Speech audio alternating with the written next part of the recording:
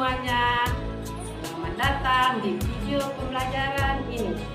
Saya Fitriawati, mahasiswa RPL Pendidikan Islam Anak Usia Dini, Institut Agama Islam Hamzan Wadi Pancong. Tugas mata kuliah Pendidikan Anak Berkebutuhan Khusus. Hari ini kita akan membahas topik yang sangat penting, yaitu pentingnya kerjasama dalam penanganan anak non-normatif.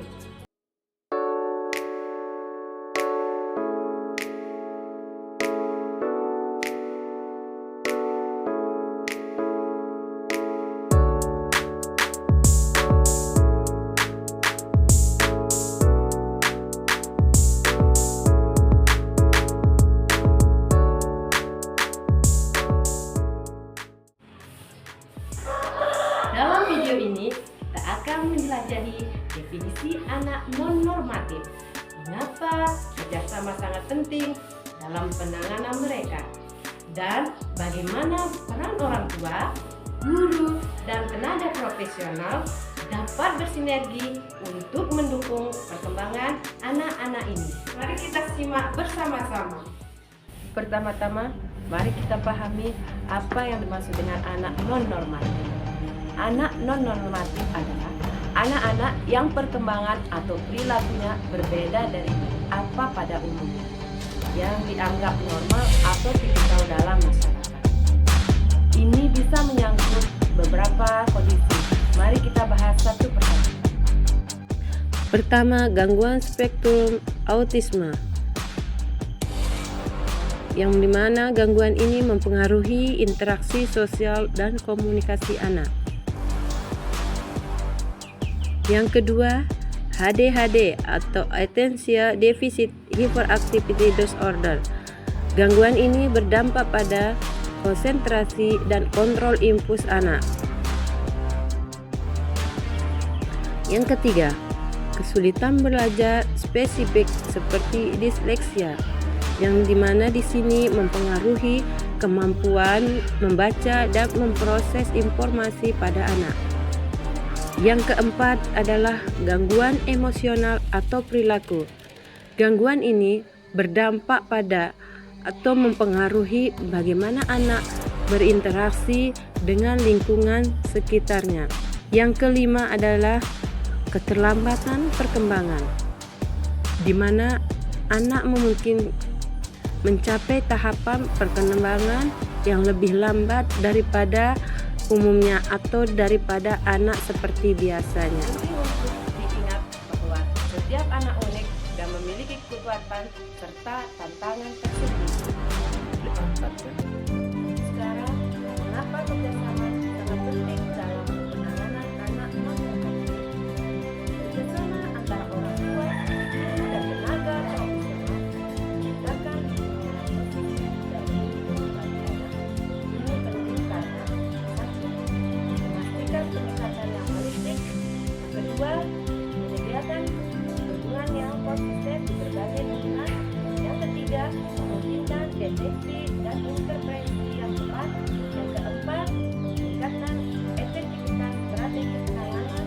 Yang kelima, mendorong perkembangan positif anak secara keseluruhan. Mari kita bahas peran masing-masing pihak dalam kerjasama. Yang pertama, peran orang tua.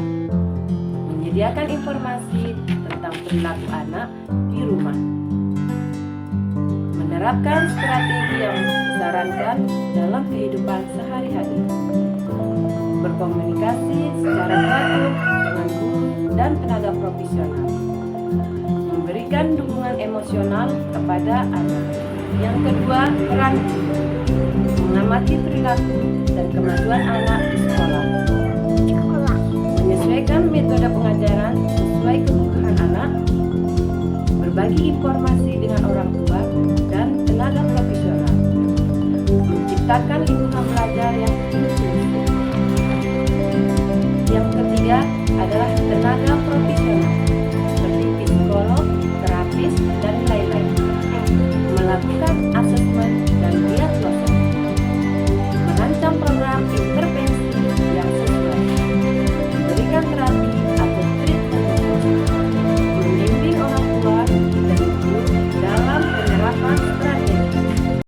kita bahas lebih lanjut langkah-langkah konkret untuk menciptakan kerjasama yang efektif dalam penanganan anak non-normatif.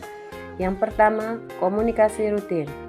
Komunikasi rutin adalah fondasi kerjasama yang efektif. Ini melibatkan yang pertemuan berkala, jadwalkan pertemuan rutin antara orang tua, guru, dan tenaga profesional, misalnya setiap triwulan atau setiap bulan. Gunakan pertemuan ini untuk membahas perkembangan anak, tantangan yang dihadapi, dan strategi baru.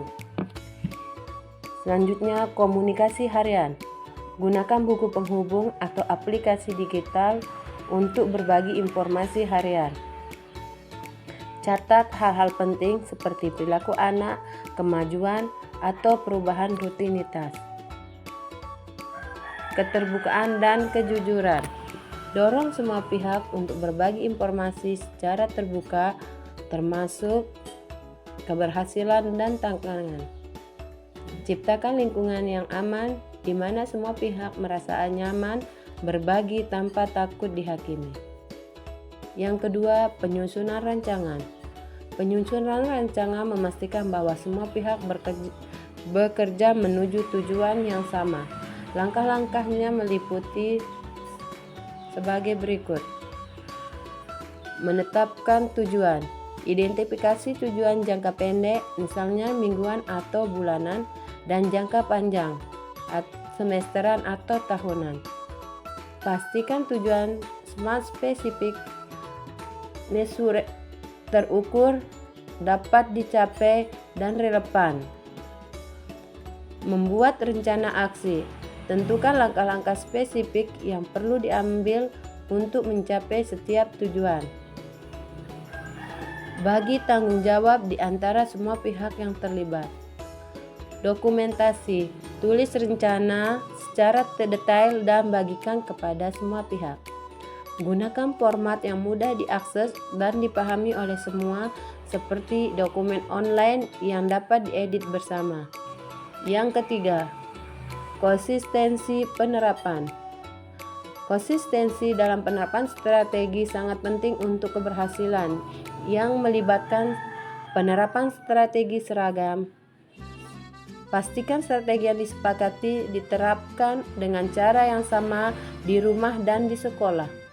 Gunakan bahasa dan pendekatan yang konsisten untuk menghindari kebingungan pada anak. Sistem reward. Sepakati sistem penghargaan yang akan digunakan untuk mendorong perilaku positif. Terapkan sistem ini secara konsisten di semua lingkungan.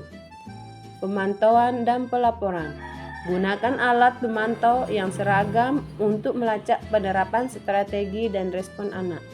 Laporkan hasil pemantauan secara rutin kepada semua pihak yang terlibat. Yang keempat adalah evaluasi dan penyesuaian. Evaluasi dan penyesuaian berkelanjutan memastikan bahwa strategi tepat efektif seiring berjalannya waktu. Proses ini meliputi evaluasi berkala. Jadwalkan evaluasi rutin, misalnya setiap 3 atau 6 bulan. Libatkan semua pihak dalam proses evaluasi untuk mendapatkan perspektif yang menyeluruh. Analisis data. Kumpulkan dan analisis data dari pemantauan harian dan evaluasi berkala. Identifikasi harian area di mana strategi berhasil dan di mana perlu diperbaiki. Penyusunan strategi. Berdasarkan hasil evaluasi, sesuaikan strategi yang akan atau dikembangkan strategi baru.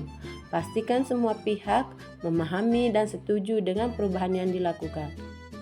Yang kelima adalah edukasi berkelanjutan.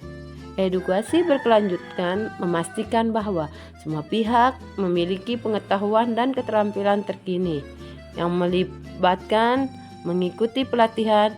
Dorong semua pihak untuk mengikuti pelatihan atau seminar terkait penanganan anak non-normatif. Pertimbangkan untuk mengadakan sesi pelatihan bersama untuk membangun pemahaman yang sama. Berbagi pengetahuan, Ciptakan forum untuk berbagi informasi dan pengalaman antar anak. Dorong diskusi tentang artikel, penelitian atau metode yang relevan. Refleksi dan pembelajaran. Dorong semua pihak untuk melakukan refleksi atau praktik mereka dan mengidentifikasi area untuk perbaikan. Ciptakan budaya pembelajaran yang berkelanjutan di mana semua pihak terbuka untuk ide baru. Nah, itulah pembahasan kita tentang pentingnya kerjasama dalam penanganan anak non-normatif. Mari kita ingat bahwa setiap anak memiliki potensi untuk berkembang dan berhasil dengan dukungan yang tepat. Dengan kerjasama yang efektif antara orang tua, guru, dan tenaga profesional, kita dapat menciptakan lingkungan yang mendukung dan memungkinkan anak-anak non-normatif untuk berkembang sesuai dengan potensi unik mereka.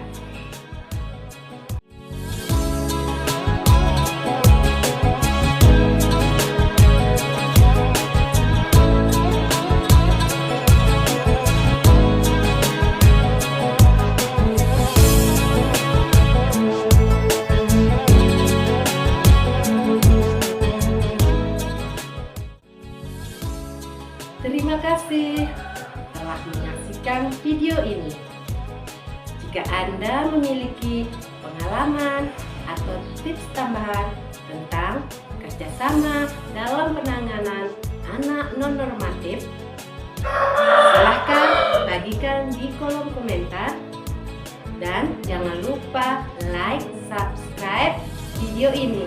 Sampai jumpa di video selanjutnya. Sekian, wassalamualaikum warahmatullahi wabarakatuh.